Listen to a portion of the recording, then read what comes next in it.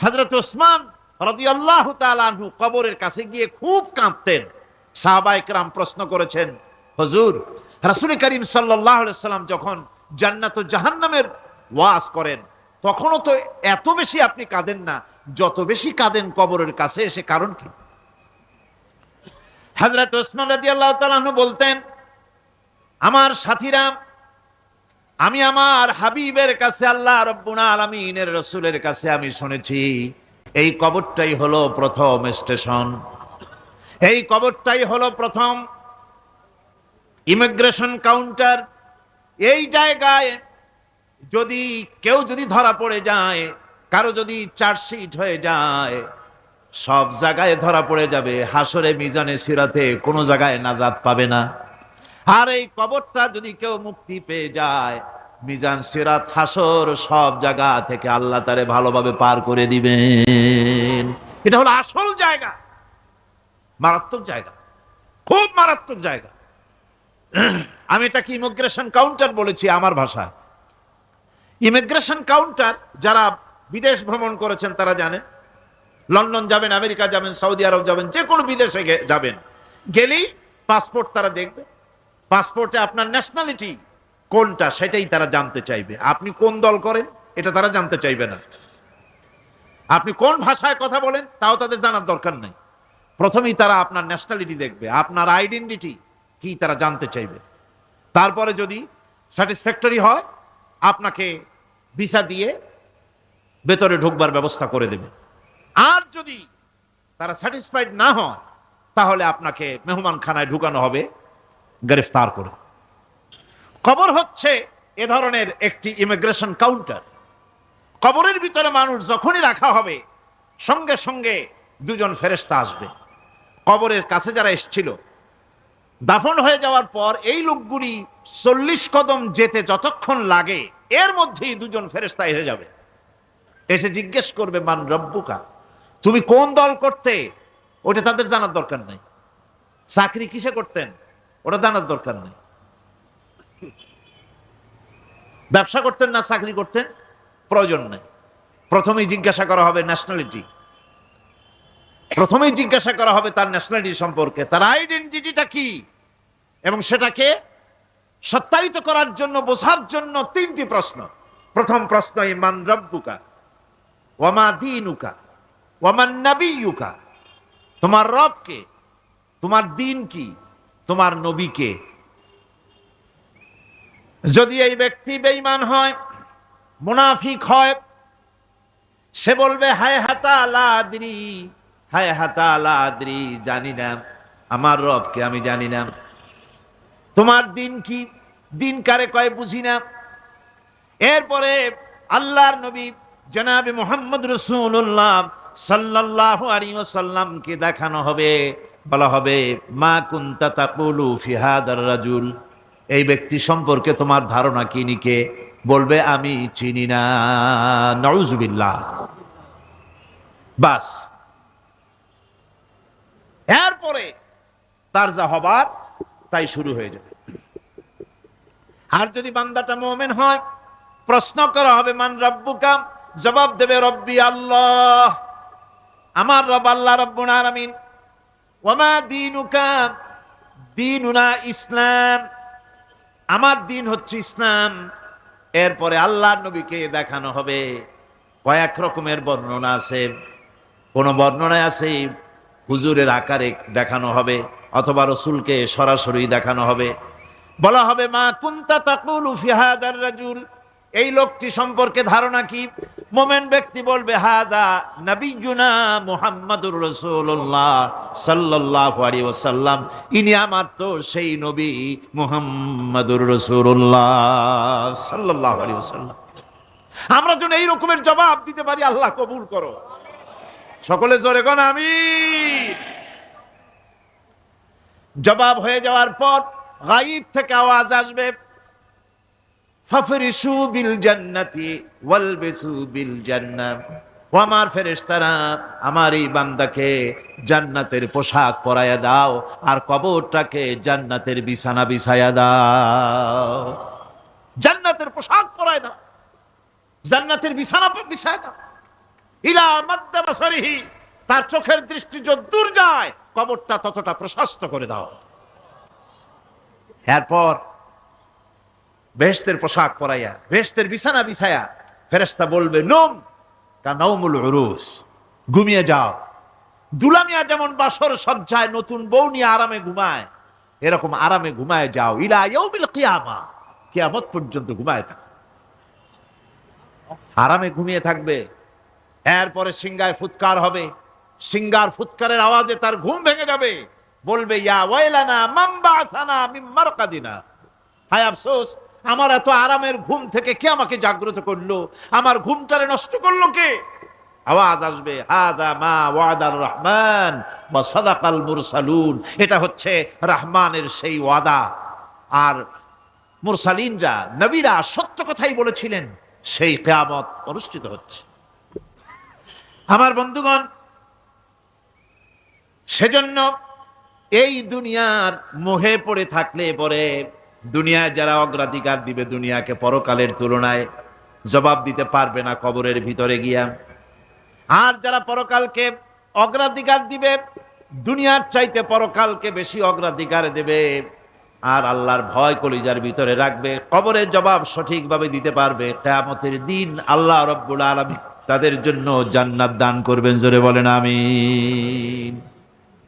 দুনিয়াটা হচ্ছে দুনিয়া যেখানে আমরা আসি। আমি আগেই বলেছি দুনিয়া হচ্ছে আদনা শব্দ থেকে এর উৎপত্তি হয়েছে, তুচ্ছ নিকৃষ্ট, এটার দাম নাই, এটার মূল্য নাই।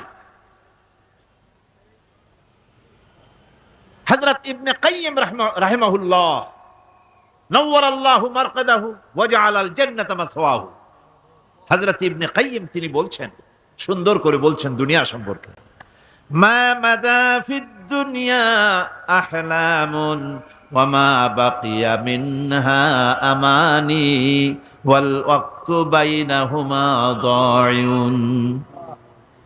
মা মাদা ফিদ দুনিয়া আহলামুন, জীবনের যে অংশ ফেলে এসেছি সেটা আজ একটা স্বপ্ন। ওয়া মা বাকিয়া মিনহা আমানি, আর জীবনের যে অংশ সামনে বাকি আছে সেটা এখন একটা আকাঙ্ক্ষা। ওয়াল ওয়াক্তু বাইনাহুমা দায়ুন, আর এর মাঝখান থেকে সময় সব চলে যাচ্ছে। কত বড় কথা চিন্তা করেছেন? জীবনের যে অংশ ফেলে এসেছি তা আজকে স্বপ্ন, তা আজ কি বলেন? স্বপ্ন। আর সামনে যা আছে সেটা আকাঙ্ক্ষা, আর মাঝখান থেকে সময় সব চলে যাচ্ছে। এরপরে তিনি বলছেন ওয়ামান ইয়াসহাবিদ দুনিয়া ইয়াকুন মিসলা কাবিদিন আলাল মাই খানাতুহু ফুরুজুল আসাবিঈ। দুনিয়াদারের অবস্থা হচ্ছে এই, কেউ যদি দুই হাতে পানি খামসায় ধরে, দুই হাতে কি ধরছে বলেন? দুই হাতে পানি খামসায় ধরেছে, খুব মজবুত করে ধরেছে, দুই মুঠ পানি, বলেন থাকবে কতটুকু? কতটুকু থাকবে? এক ফোঁটাও থাকবে না, কারণ তার আঙ্গুলের ফাঁক তার সাথে খেয়ানত করবে, আঙ্গুলের ফাঁক দিয়া পানিগুলি সব বেরিয়ে চলে যাবে। সুতরাং দুনিয়া যারা চায় তারা ঠিক পানি খামসায় ধরলে পানি যেমন হাতের ভেতর থেকে খেয়ানত করে চলে যায়, যারা দুনিয়া চায় দুনিয়াও তাদেরকে এভাবে ফাঁকি দিয়ে চলে যায়। তবুও দুনিয়ার মায়া মানুষের এত বেশি। আল্লাহর নবী বলেন লাউ কানা লি ইবনি আদামা ওয়াদিম মিন যাহাবিন লাহাব্বা ইয়াকুনা লাহু সানিন, এই পৃথিবীতে যদি কাউকে একটা মাঠ ভরে যদি সোনা দেওয়া যায়, লোকটা বলবে রব্বুল আলামিন আমি যদি আরেকটা মাঠ এরকম সোনা ভরা পেতাম, দ্বিতীয় আরেকটা মাঠ দেওয়া হলে আবার বলবে যদি তৃতীয় আরেকটা মাঠ সোনা ভরে যদি পেতাম। নবীজি বলেন ওয়ালা ইয়ামলাউ জাওফু ইবনু আদামা ইল্লা তুরাব, মানুষের পেট 3.5 হাত মাটি ছাড়া, কবরের মাটি ছাড়া মানুষের পেট ভরবে না। আরো চাই, আরো চাই, চাওয়ার কোনো শেষ নাই। মানুষ এভাবে করে দুনিয়ার মহব্বতে এমনি পাগল হয়ে যায়, শুধু দুনিয়ার মহব্বত, পরকালকে বেমালুম ভুলে যায়। আমি কিন্তু এই কথা বুঝাতে চাই নাই যে পরকালের মহব্বতে, পরকালের ভয়তে বা পরকালের জন্য দুনিয়া আপনি বাজার ঘাট বেচা কিনা ব্যবসা বাণিজ্য সবকিছু ভুলে যান, না তা নয়, ভুল বোঝার কোনো কারণ নাই। পরকালকে অগ্রাধিকার দিতে হবে। মানে দুনিয়াটা চিরস্থায়ী জায়গা নয়, চিরস্থায়ী হচ্ছে কোনটা? আখিরাত। চিল্লায় এখন কোনটা? সুতরাং এখানে যা করতে হবে, আখিরাতে জবাবদিহিমূলক জীবন যাপন করতে হবে। আপনি ব্যবসা করবেন, ওজনে কম দিতে পারবেন না। আপনি খাদ্যে ভেজাল দিতে পারবেন না, চুরি করতে পারবেন না, ডাকাতি করতে পারবেন না, জেনা করতে পারবেন না, বদমাশি করতে পারবেন না, মদ খেতে পারবেন না, সন্ত্রাসী হতে পারবেন না, হাইজ্যাকার হতে পারবেন না, চাঁদাবাজ হতে পারবেন না, মুনাফাখোর হতে পারবেন না, আপনি চোরা কারবারি হতে পারবেন না, ঘুষখোর হতে পারবেন না, সুদখোর হতে পারবেন না। এই সব কাজ পরকালকে বিশ্বাস করলেই এ সমস্ত কাজ থেকে মানুষ বিরত থাকতে পারে। কথা ঠিক কিনা? এটাই হচ্ছে কথা। সুতরাং এই পৃথিবী থাকবে না, এটা কি চিরকাল থাকবে? না, এর একটা পরিসমাপ্তি ঘটবে। যেমন করে সারা বছর লেখাপড়া করার পর কলেজে, বিশ্ববিদ্যালয়, মাদ্রাসায়, হাই স্কুলে, সব জায়গায় সারা বছর লেখাপড়া করার পর যেমন পরীক্ষা দেওয়ার একটা দিন আসে, সারা বছর ব্যবসা করার পর হিসাব নিকাশ করার যেমন একটা সময় আসে, সারা মাস চাকরি করার পর বেতন পাওয়ার যেমন একটা দিন আসে, সারা জীবন চাকরি করার পর পেনশন পাওয়ার যেমন একটা সময় আসে, অনুরূপভাবে এই দুনিয়া যেদিন শেষ হয়ে যাবে, আল্লাহ নির্ধারিত সময় শেষ হয়ে যাওয়ার পর একটা সময় আসবে যখন আল্লাহ রব্বুল আলামিন সব শেষ করে দিবেন, লন্ডভন্ড হয়ে যাবে, কিছুই থাকবে না। কোরআনে কারিমে আল্লাহ সব বলেছেন, কোরআনে সব আল্লাহ বলে দিয়েছেন।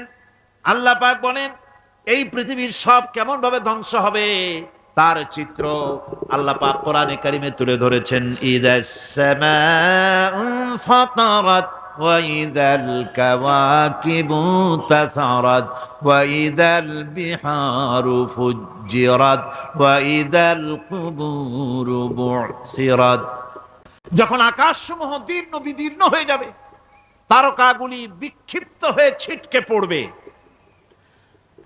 আর সমুদ্রগুলি উচ্ছ্বসিত হয়ে পড়বে, কবরগুলি সব তার ভেতরে যা আছে উদ্গীরণ করে দেবে, তারকাগুলি স্থিমিত হয়ে যাবে। এরপরে সমস্ত আকাশগুলি কাতাইয়িস সিজিল্লিল কুতুব, কিতাবের পৃষ্ঠার মতো একটার পরে একটা ঠাস ঠাস করে পড়তে থাকবে, চূর্ণ বিচূর্ণ হয়ে ভেঙে চুরে একাকার হয়ে যাবে। পাহাড়গুলিকে উড়িয়ে দেওয়া হবে, চন্দ্র এবং সূর্য একাকার হয়ে যাবে। আল্লাহ রাব্বুল আলামিন বলেন ফাইদা বারিকাল বাসার ওয়া খাসাফাল কমার ওয়া জুমিআশ শামসু ওয়াল কমার। চক্ষু যখন বিস্ফারিত হয়ে যাবে, চাঁদ যখন তার আলো হারিয়ে ফেলবে, সূর্য যখন তার আলো হারিয়ে ফেলবে, চাঁদ আর সূর্য সব একাকার হয়ে যাবে, সেই সময়ের অবস্থাটা কি চিন্তা করো। মানুষ হয়রান হয়ে দৌড়াদৌড়ি করবে। ওয়াহুমিলাতিল আরদু ওয়াল জিবালু ফাদুক্কাতা দাক্কাতান ওয়াহিদা। জমিন এবং পাহাড়গুলির মধ্যে আল্লাহ রাব্বুল আলামিন সংঘর্ষ বাঁধিয়ে দিবেন, পাহাড়গুলি ভেঙে চুরে টুকরা টুকরা হয়ে যাবে, পাহাড়গুলি উঁচু করে জমিনের উপরে আছাড় মেরে আল্লাহ রাব্বুল আলামিন ভেঙে চুরে চুরমার করে দিবেন। সুবহানাল্লাহ। ওয়া তাকুনুল জিবালু কালইনিল মানফুস, পাহাড়গুলো পেঁজা ধোনা তুলার মতো করে উড়িয়ে দেওয়া হবে, পাহাড় উড়ে যাবে। সুবহানাল্লাহ পড়ো। পাহাড় পাথরের তৈরি করা পাহাড়, এই পাহাড়গুলি তুলার মতো হয়ে উড়বে কিভাবে? আমি এই দৃশ্য নিজের চোখে কিছুটা হলেও দেখছি। আজ থেকে 10 দিন আগে আমি ইতালি সফর করে এসেছি। ইতালির রাজধানী রোম। রোম প্রাচীন সভ্যতার লালন ভূমি। কোরআনে কারিমে সূরায়ে রোম রয়েছে, এই রোম সেই রোম। এখানের বাদশার কাছে রাসূল করিম সাল্লাল্লাহু আলাইহি সাল্লাম হেরাক্লিয়াসের কাছে চিঠি পাঠিয়েছিলেন, সেই রোম। 12 থেকে 15,000-এর মতো বাংলাদেশি মুসলমান সেখানে আছে। জুমার দিন, যেদিন আমি গেলাম তার পরের দিনই জুমা ছিল, জুমার নামাজ পড়লাম, ভ্যাটিকানের কাছেই বিশাল মসজিদ, ইউরোপের ভিতরে সবচাইতে বড় মসজিদ এটা।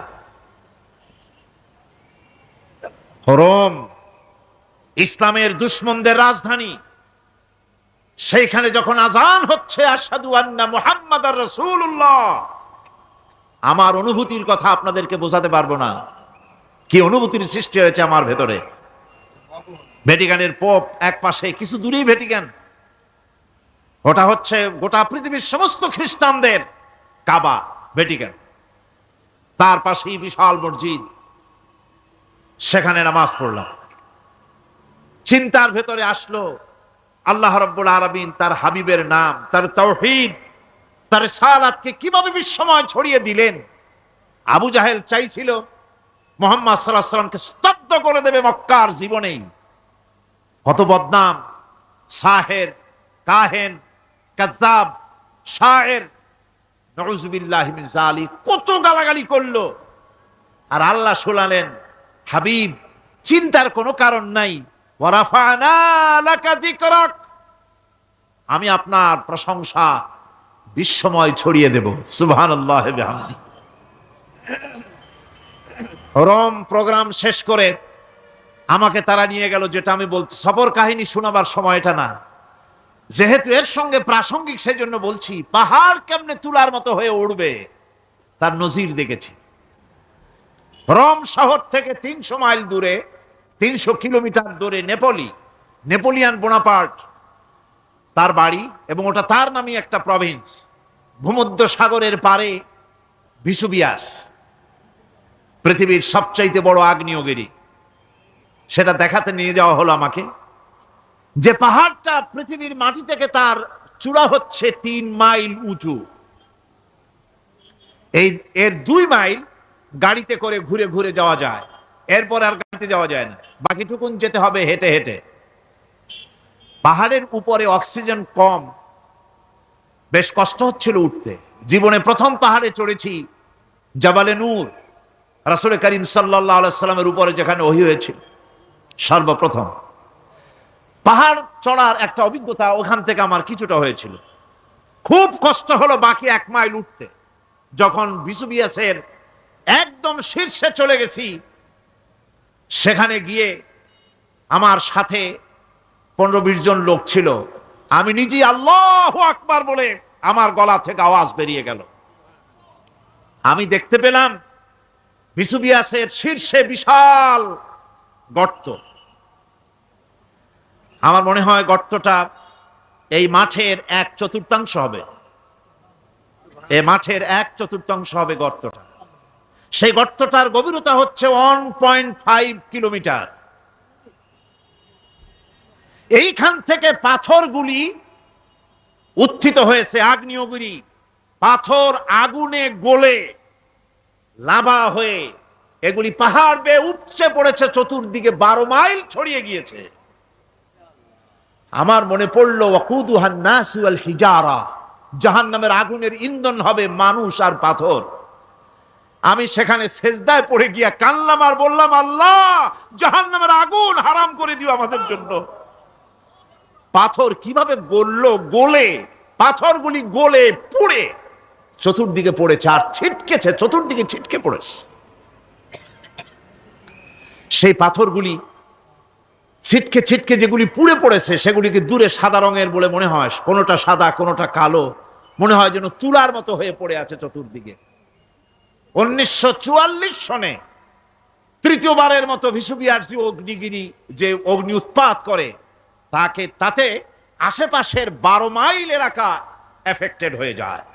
পাথরগুলি গলে এভাবে বিধ্বস্ত করে দিয়েছে।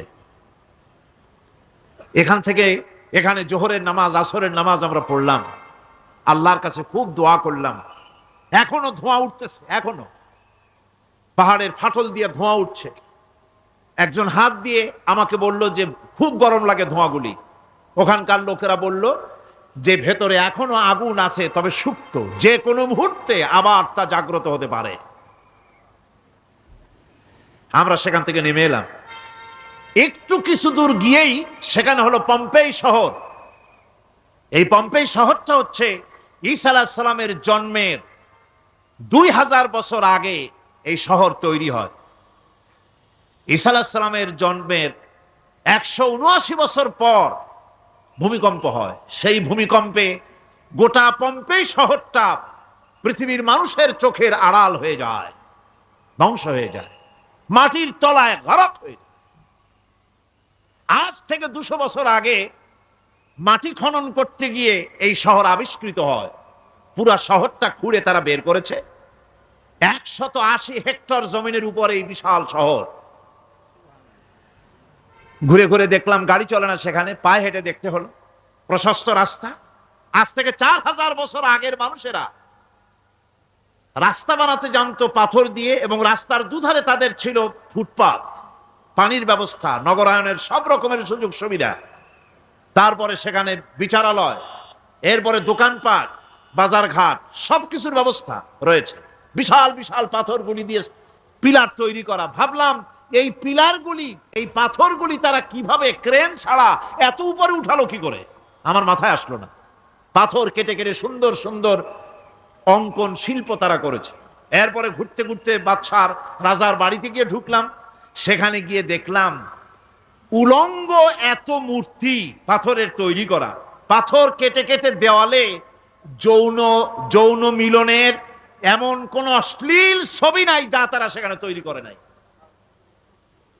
উলঙ্গ মূর্তি আর উলঙ্গ যৌন মিলনের অসংখ্য ছবি দিয়ে এই এলাকা ভরা। তখন আমি বুঝলাম আল্লাহর গজব হওয়ার কারণটা কি, এই শহরটা মাটির নিচে গরক হয়ে যাওয়ার কারণটা কি।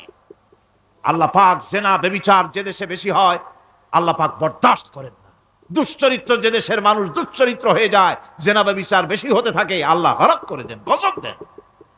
এই গজব এক এক সময় এক এক রকমের হয়ে আসে।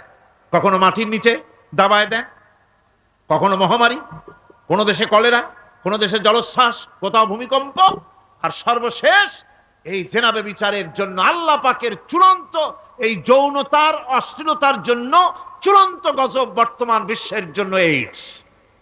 আল্লাহ পাক এই গজব দিয়েছেন।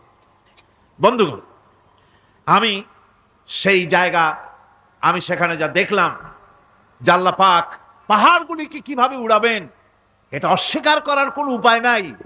বিশ্বাস তো করতামই। তবে হযরত ইব্রাহিম আলাইহিস সালাম যেমন বলেছিলেন, রব্বি আরিনি কাইফা তুহিল মাউতা, আয় আল্লাহ তুমি মরাকে জিন্দা করবা কেমনে? আল্লাহ পাক বলেন আওয়ালাম তুমিন, তুমি বিশ্বাস করো না?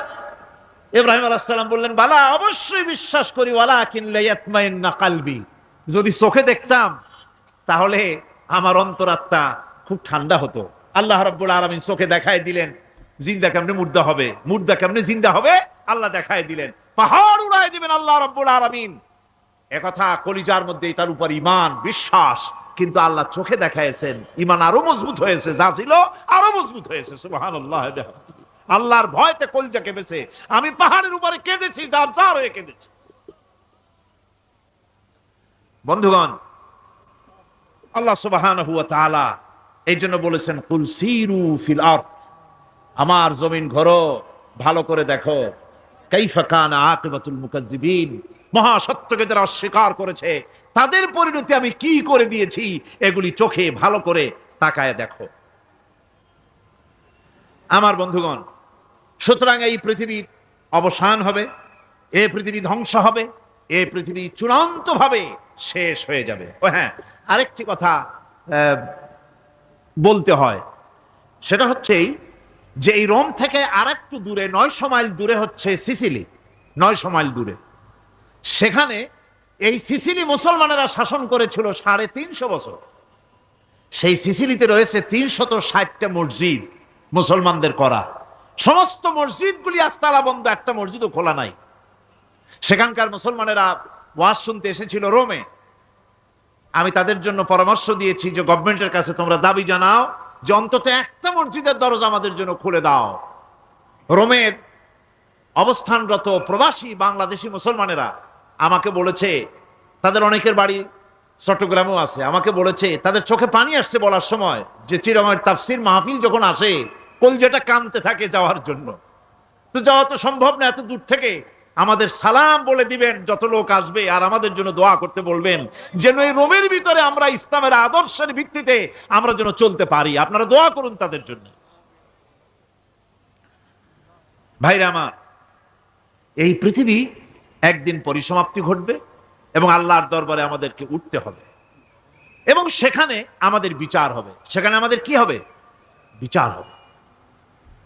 আল্লাহ পাক বিচারটাকে নির্ভুল করার জন্য, সঠিক করার জন্য প্রত্যেকের গলায় আমলনামা ঝুলায় রাখছেন। এখানে রেকর্ডের ব্যবস্থা করা হয়েছে। আল্লাহ পাক বলছেন, ওয়া কুল্লা ইনসানিন আলজামনাহু তাইরাহু ফি উনুকি ওয়া নুখরিজু লাহু ইয়াওমাল কিয়ামাতি কিতাবান ইয়ালকাহু মানশুরা। আল্লাহ পাক বলেন, প্রত্যেকের ভালো মন্দ কর্মফল, কর্মলিপি আমি তার গলায় ঝুলায় রেখেছি। কিয়ামতের দিন সে নিজের কাছে স্পষ্ট সব দেখতে পারবে, কোনো জিনিস বাদ পড়বে না। তার গলায় তার আমলনামা ঝুলানো আছে, সব রেকর্ড হতেছে। আমরা যা করছি সবগুলি রেকর্ড হয়ে যাচ্ছে। বর্তমান বিজ্ঞানীরা আবিষ্কার করেছে যে মানুষের শরীরের ভিতরে ডিএনএ আছে, রক্তের ভিতরে ডিএনএ, এটা একটা কোড। মানুষের রক্তের ভিতরে ডিএনএ আছে। যেমন তার ব্রেনের ভিতরে কতগুলি কোষ আছে, এক একটা কোষ এক এক ধরনের কাজ করে, অনুরূপ ভাবে তার শরীরের ভিতরে রক্তের ভিতরে ডিএনএ আছে। এই ডিএনএটা কি? এই ডিএনএটা হচ্ছে, এই ডিএনএ একটা কম্পিউটারের মতো কাজ করতেছে। লোকটা কি করবে, কোথায় যাবে, সে ভালো হবে মন্দ হবে কি হবে, সব তার ডিএনএ এর মধ্যে রেকর্ডকৃত আছে। এটা বোঝার জন্য একটা সুন্দর দৃষ্টান্ত দেওয়া যায়। যেমন এই কাগজটাকে আপনারা মনে করুন একটা গাড়ির একটা ব্লুপ্রিন্ট, একটা গাড়ির ব্লুপ্রিন্ট। এখানে লেখা আছে গাড়ি কিভাবে তৈরি হবে। এই কাগজটা নিয়ে ঘরের মধ্যে রেখে দিলেন। এখন এই কাগজটা থেকেই অটোমেটিক গাড়ির উইন্ডো তৈরি হলো, শিল তৈরি হলো, গাড়ির বডি তৈরি হলো, চেসিস তৈরি হলো, টায়ার তৈরি হলো, ইঞ্জিন তৈরি হলো, ব্যাটারি তৈরি হলো, পেট্রোল নিল, আর কোনো রকমের ড্রাইভার ছাড়াই গাড়ি চলতে আরম্ভ করলো। এই কথাটা যদি মনের মাথার মধ্যে আনতে পারেন যে এটা কিভাবে হইতে পারে, এতে লেখা অনুযায়ী যেভাবে হওয়া যদি সম্ভব হয়, অনুরূপ ভাবে মানুষের রক্তের ভিতরে ডিএনএ এরা আবিষ্কার করেছে। এর ভিতরে মানুষের ভালো মন্দ, কোথায় যাবে কি করবে, সবকিছু এর মধ্যে রয়েছে। কোরআনে কারিমে আল্লাহ রাব্বুল আলামিন, আমি গত বছরও বলছিলাম যে বিজ্ঞানের আবিষ্কার যত বাড়বে, কোরআন বোঝা মানুষের জন্য তত সহজ হবে। কোন সুবহানাল্লাহ। কোরআন বোঝা মানুষের জন্য তত সহজ হবে। সুতরাং মানুষের গলার সাথে আল্লাহ পাক বলছেন যে একটা আমলনামা আমি ঝুলাই দিয়েছি তার গলার সাথে। সে যা করতেছে ওখানে সব লিপিবদ্ধ হচ্ছে, কম্পিউটারাইজড, কম্পিউটারের মতো এগুলি সব গ্রহণ করতেছে। এগুলি কিয়ামতের দিন তার সামনে হাজির করা হবে। কিয়ামতে যখন আমলনামা তার সামনে দিয়ে বলা হবে, ইকরা কিতাবাকা কাফা বিনাফসিকাল ইয়াওমা আলাইকা হাসিবা, তাকে বলা হবে নিজের কর্মলিপি নিজেই পড়ো, আজ তুমি তোমার নিজের হিসাব নিতে যথেষ্ট। বন্ধুগণ, এই মাহফিলে যত লোক আমরা বসে আছি, আমরা আমাদের হিসাব নিতে যথেষ্ট না আরেকজন লাগবে? কোন আমরা যথেষ্ট কিনা? কথা বোঝেন নাই। আমি বলতে চাইছি এটা, আমরা যদি এখন চোখ বুঝে চিন্তা করি যে পিছনের জীবনে কি করেছি, মনে পড়বে নাকি পড়বে না? বলেন সবাই, পড়বে কি পড়বে না? ছোটবেলায় কবে পায়ের নিচে কাটা ফুটেছিল, কবে কোথায় আছাড় খেয়েছিলেন, কবে কার বেল তাল আম কাঁচা আম চুরি করে খেতে গিয়ে কিল খেয়েছিলেন, তাড়া খেয়েছিলেন, তাকে এখন মনে নাই? আছে। তাহলে কিল, ওই তাল বেল চুরি করতে গিয়ে যে কিলটা খাইছিলেন সেটাও মনে আছে, ভালো মন্দ সব মনে আছে। তাহলে কোন হোটেলের রুমে কি করছিলেন, কোন স্কুলে কোন কলেজে কি করছিলেন, তারপরে জীবনে ছোট বড় ঘটনাগুলি চোখ বুঝতে মনে পড়বে না? এবার হিসাব করেন, মনে যদি পড়ে এবার হিসাব করেন আপনি জান্নাতি না জাহান্নামী। আপনি আপনার নিজের হিসাব নেওয়ার জন্য যথেষ্ট। তাকে হিসাব করতে বলা হবে, তোমার হিসাব, তোমার নিজের হিসাব নেওয়ার জন্য তুমি যথেষ্ট, তোমার হিসাব তুমি নিজেই করো, এটা পড়ো। আর সেই কিয়ামতের দিন কোনো সাহায্যকারী মিলবে না। লান তানফাকুম আরহামুকুম ওয়ালা আওলাদুকুম ইয়াউমাল কিয়ামাহ। লান তানফাকুম, কিয়ামতের দিন কোনো ফায়দা হবে না, অবশ্যই কোনো ফায়দা হবে না, কোনো উপকারে আসবে না। কিয়ামতের দিন তোমার সন্তান, তোমার স্ত্রী, তোমার মাল, তোমার সম্পদ কোনো উপকারে আসবে না কিয়ামতের ময়দানে। সেদিন সব তোমার সাথে বিচ্ছেদ করবে, সব পালায় যাবে। সেখানে উৎকোষেরও কোনো কারবার নাই যে ঘুষ টুস দিয়া, ফেরেশতাদের কোনো রকম বুঝবাজ দিয়া, আলাদা কোনো চোরাগলি পথ দিয়া একেবারে ফুট করে ভেসতে চলে যাবেন, এমন কোনো সুযোগ নাই।